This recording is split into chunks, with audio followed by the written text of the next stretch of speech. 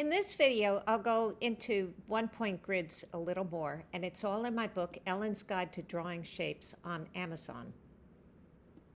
Let's use this image to review some of what I said in the last lecture. So let's figure out how to place these columns and how to draw this tile floor. Let's say we know the position of this first column and the third column. Draw the trapezoid, find its center, and draw the diagonal. And where the diagonal hits the center line is the position of the second column. Now, to finish the tile floor, have the measuring line nearby and far away with the same number of units and connect like units together.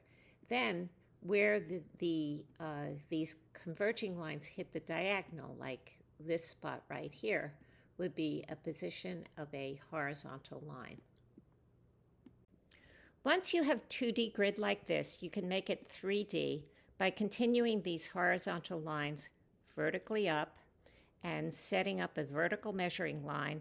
It's useful to have the same units as you have on the horizontal line so that these are true squares, and these lines converge toward the vanishing point.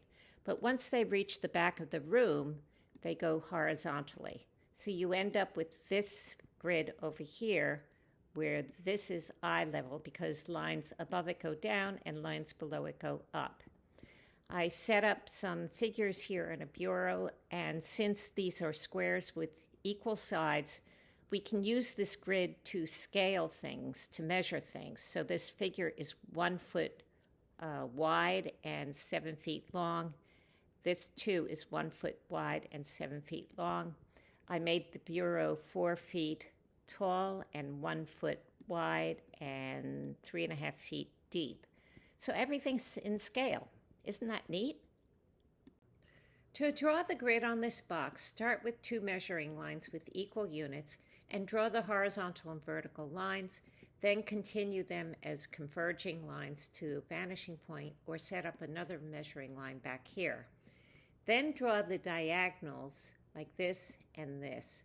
And then you can find these blue lines where the diagonals and the black converging lines meet, and also on the sides, these vertical blue lines.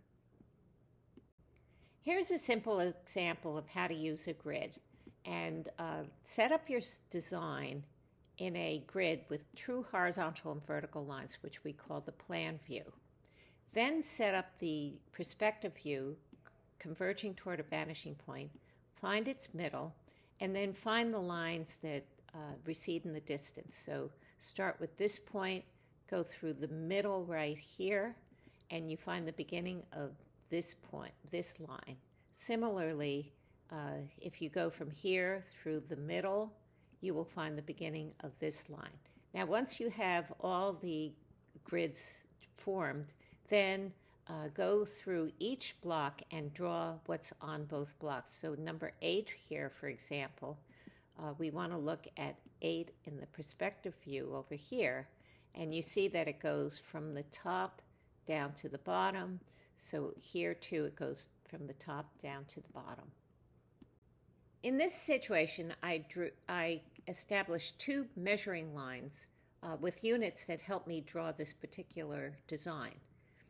Then I drew my trapezoid, and I had measuring line 1 on the bottom here with lines converging toward the vanishing point. And I put measuring line 2 over here and drew converging lines to a vanishing point on eye level. And where these lines hit this left side, mark the position of these horizontal lines. If this vanishing point were over here more, then the tiles would be compressed. And then once you have your grid, you would be able to draw this particular design. To find people, or really anything in perspective, one way is to draw the converging lines, find sizes on the converging lines, and then you can move the figures over, keeping the size the same. Now, another approach is to draw the horizontal grid and put people in these various boxes, and then you would need a converging line on top to determine their height. To draw this folded piece of paper, Start with a box with 5 vertical divisions where the lines converge toward the same vanishing point. Then draw your curve in front and the same one in the back and connect them with lines. And when you get rid of your construction lines, you get this form. To use a grid to enlarge or reduce an image, I recommend using diagonals. So start with the 2 diagonals so you have the horizontal and vertical middles. Then you end up with 4 rectangles where you can draw more diagonals to get the horizontal and vertical middles. If there's more detail in one particular part of the grid, you can draw more lines in that particular area. And then once you have the grid, you transfer, for example, this area over to this part of the grid. Now, the other way to do that, of course, is to have horizontal and vertical lines like this. You would need 2 measuring lines in order to do that. And I find it more difficult to, for example, transfer this particular one. You have to count 2 and 3 up, as opposed to using this shape, which is pretty easily found in the grid over here. You could start with this small bureau and enlarge it, or go the other way by setting up a vertical measuring line where these horizontal lines correspond to units on that line.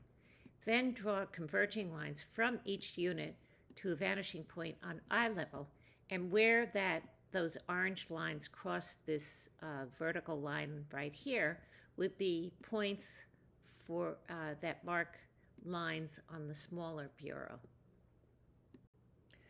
You can enlarge or reduce a rectangle by drawing a diagonal and then picking a point on the diagonal and drawing the horizontal and vertical lines. These rectangles have the same proportions. Now, for a green square here, you can enlarge it into the blue square by drawing diagonals from its corners. And then when you draw the blue square, have all the sides parallel to the sides of the green square, and the corners are on the diagonals. Now, this is much more useful when the shape is irregular like this one. And always remember to keep the sides of the 2 forms parallel.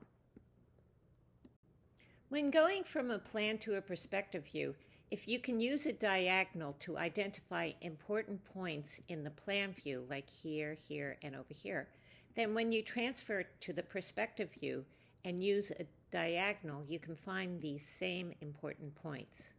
Now, the view could also be curving, and I started with units on this measuring line and then drew 4 units to find these sun images on the corners.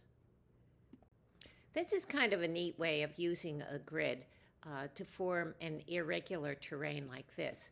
So start with the usual grid on the ground and draw these red poles for how big or how tall you want the terrain to be in each area.